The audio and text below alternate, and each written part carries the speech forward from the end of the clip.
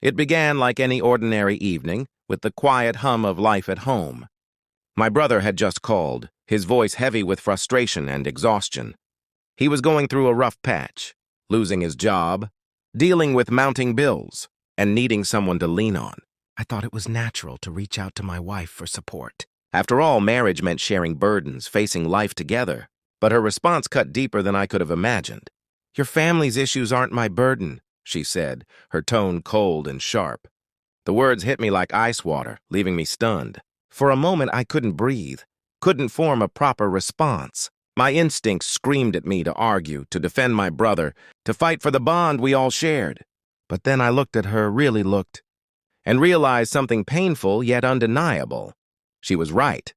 Her shoulders didn't have to carry my family's weight. She wasn't obligated to fix what wasn't hers to fix.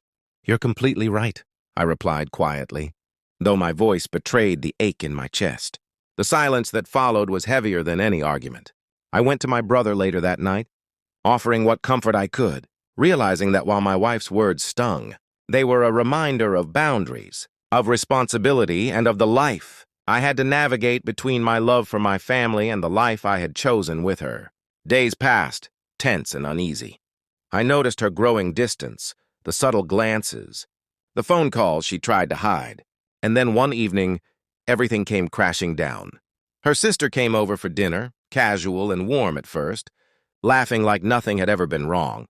But there was a charged energy in the room, something beneath the smiles and forced politeness. I watched them talk, and slowly, almost imperceptibly, I noticed the way her eyes lingered on me, how her laughter seemed a touch too intimate, the way her hand brushed mine accidentally, yet deliberately. A week later, I saw messages I wasn't meant to see, the kind of texts that make your stomach twist and your heart drop. My wife's sister wasn't just friendly, she was entangled in something forbidden, something that reached into the corners of my marriage that I had thought were safe. The realization hit me like a thunderclap. The betrayal wasn't just emotional, it was intimate, creeping in from a place I never imagined.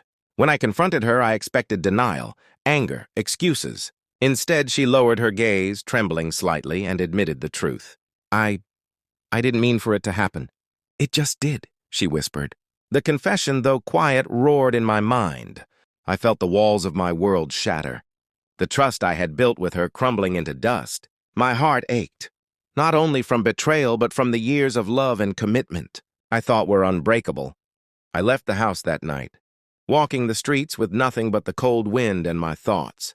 How could someone I loved so deeply cross a line I had thought was inviolable? The betrayal gnawed at me, a constant reminder that love sometimes doesn't protect you from heartbreak. I spent nights replaying moments, wondering when the shift had begun, questioning whether I had ignored signs, or whether love itself had betrayed me by making me blind to reality. Weeks turned into months.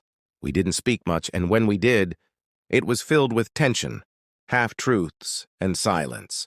I realized that forgiveness, if it ever came, wouldn't be about forgetting. It would be about understanding, about recognizing the fragility of human desire and the complexity of emotions. I began to see my wife not just as the partner who had betrayed me, but as someone trapped in her own mistakes, someone seeking connection in the wrong place at the wrong time. Then, one rainy evening, she knocked on my door. Her eyes were red, not just from crying, but from the weight of regret she had carried silently. "I don't expect you to forgive me," she said softly.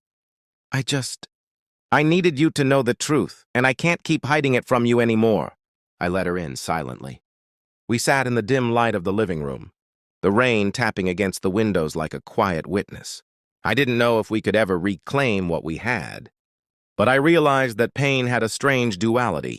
It destroyed, yes, but it also revealed truths, boundaries, and the depth of feelings that had survived even the darkest moments. In that quiet, trembling moment, I understood that love isn't always a shield against betrayal. It's a fragile, persistent force that can endure absence, mistakes, and even infidelity, as long as there's honesty, acknowledgement, and a willingness to face the truth, however painful. And for the first time since the revelation, I felt a glimmer of clarity, a sense that while the path ahead was uncertain, the heart, broken though it was, could still find a way to navigate the storm.